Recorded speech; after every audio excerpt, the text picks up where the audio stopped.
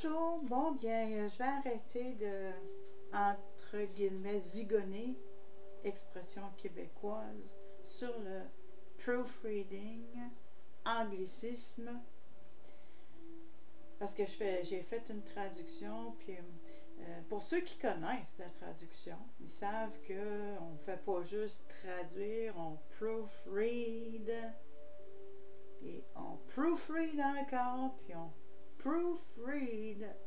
Fait qu'à un moment donné, là j'ai dit, là, ça va faire je vais arrêter de refaire la vérification. Je vais finalement présenter l'information. Alors voilà. Le titre de la vidéo est, c'est une vidéo en anglais que je traduis en français. Tiamat, la mère des dragons, déesse primordiale, lignée ancienne et nature du chaos. Donc, il commence par dire « Bienvenue à tous chez Pontus Phantom Press ». C'est l'épisode 35 du podcast et nous parlons de la mère des dragons, la mère originale des dragons, pas une référence au jeu du trône. Nous parlons vraiment de Tiamat, l'ancien dragon primordial des mythologies mésopotamiennes, et vous pouvez trouver Tiamat dans toutes les mythologies babyloniennes, akkadiennes, Anunnaki, etc. Nous allons donc nous plonger dans la nature du dragon et parler un peu de la façon dont le dragon est interprété comme le chaos et de tous ces mythes de dragons en argot, et peut-être qu'il s'agit de quelque chose du côté de la transformation ou de la construction du monde, ce qui nous amène à notre dernier podcast où nous avons parlé dans le podcast 34 des dragons et de George R.R. Martin et d'Elric de Melnibone et dans J.R. Tolkien. Et un résumé rapide de ce podcast, si vous ne l'avez pas écouté, c'est qu'il est intéressant de voir comment les dragons de Tolkien sont encore beaucoup plus semblables à des dieux. Et quand nous arrivons à Martin, ils sont devenus plus comme des animaux sauvages, mais très en phase, et toujours des animaux avec beaucoup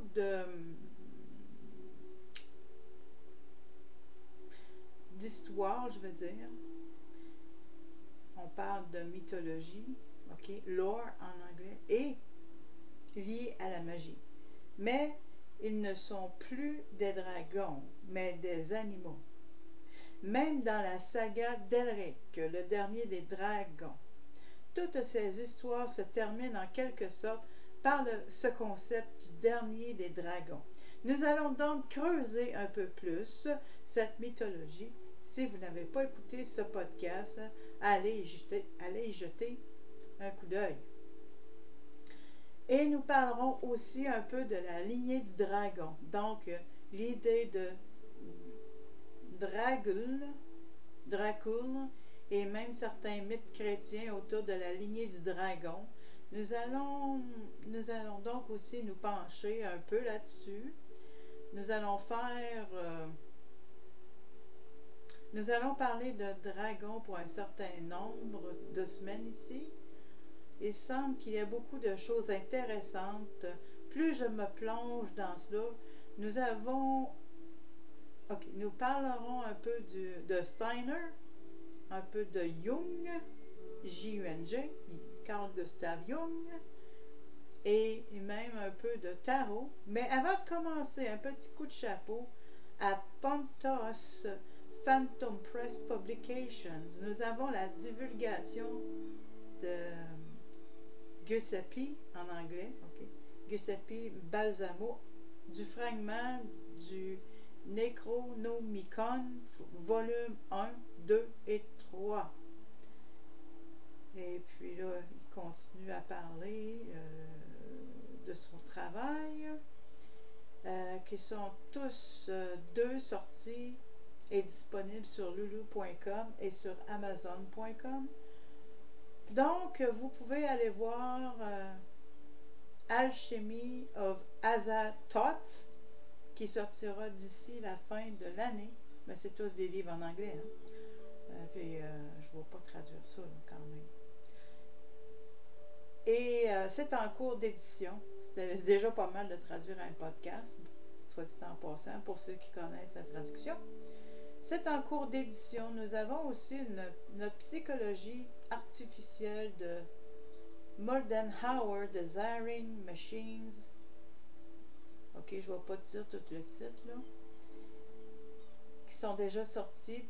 Et puis là, il y en a un autre, Psychoanalysis of Artificial Intelligence and Computational Complexity and Psychiatric Agency. Ils sortiront l'année prochaine, donc toujours en anglais.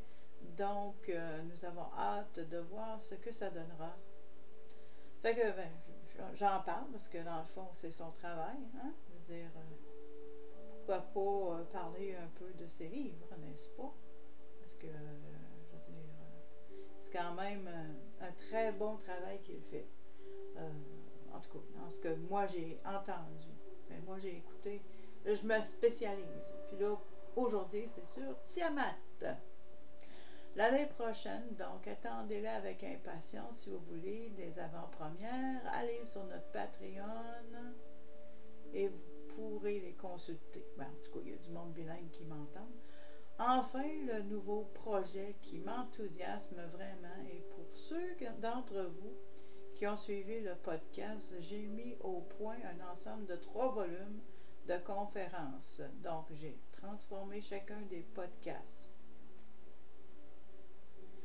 Notre première année de podcast a été divisée en volumes. L'alchimie jungienne, l'horreur et la science-fiction, H.P. Lovecraft, Frank Herbert et Philip K. Dick. Bon, là, je vais pas continuer à faire... C'est correct de parler de sa promotion, là, mais je ne veux pas vous endormir non plus. Là. On est rendu à 7 minutes déjà. Là. OK.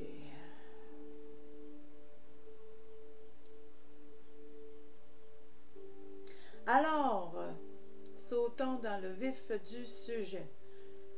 Le premier arrêt de notre tournée, je crois que nous allons revenir à simplement jeter un coup d'œil à la lecture de l'histoire de l'Atlantide. Jeter un petit coup d'œil à la lecture du mythe babylonien Anunnaki de Marduk et Tiamat, et juste pour vous donner le cadre de cette... pour vous donner le cadre, nous allons peut-être commencer par jeter un coup d'œil à ce tableau généalogique. Donc, si nous commençons par ce plan généalogique des reines dragons, nous voyons, si nous pouvons zoomer dessus pour que ce soit plus clair, vous pouvez voir ici en haut Tiamat, la reine dragon des Anunnaki, et elle s'accouple avec Apsu, le seigneur des eaux, et à partir de là, ils ont un certain nombre d'enfants, y compris l'Amu et l'Ahamu, qui sont décrits différemment. Soit dit en passant, c'est pas la première fois sur ma chaîne que je parle de Tiamat. Fin de la citation, fin de mon paragraphe. Qui sont décrits différemment. Mais l'idée de Tiamat dans Apsu, d'une certaine manière, est qu'Apsu est l'eau douce et Tema est le dragon dans certains cas. Dans certaines traditions, elle est considérée comme l'eau salée de l'océan. Vous avez donc cette idée d'eau douce et d'eau salée, et 2 de ses enfants sont en fait les eaux boueuses, d'accord? Là, c'est un peu trop fort, on va baisser ça. Hein?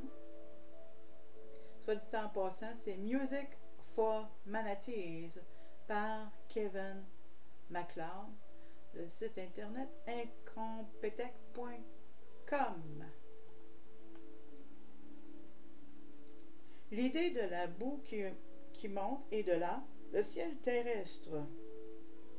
Vous savez, nous avons une clé et Anu vient et Marduk devient les enfants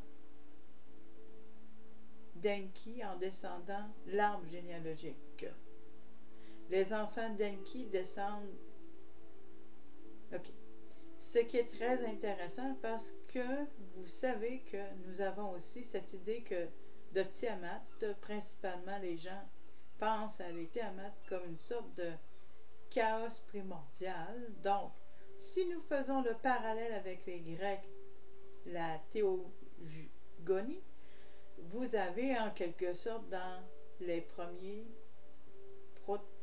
proto-dieux comme la nuit, la peur et la terreur, des dieux comme la nuit. Ok. Je pense que c'est la même chose. C'est une résonance similaire avec la lignée des Anunnaki. Mais ce qui est très intéressant avec tous ces mythes, c'est que nous voyons cela émerger de manière créative, même dans les fictions modernes, avec ce concept de la mort du dragon. Donc, je suis curieux à ce sujet. Parlons d'abord un peu de l'argot du dragon. Puis nous pourrons en quelque sorte entrer dans le vif du sujet. Cette lecture rapide dit que toi, Marduk, tu es le plus honoré des grands dieux. Ton décret est sans égard.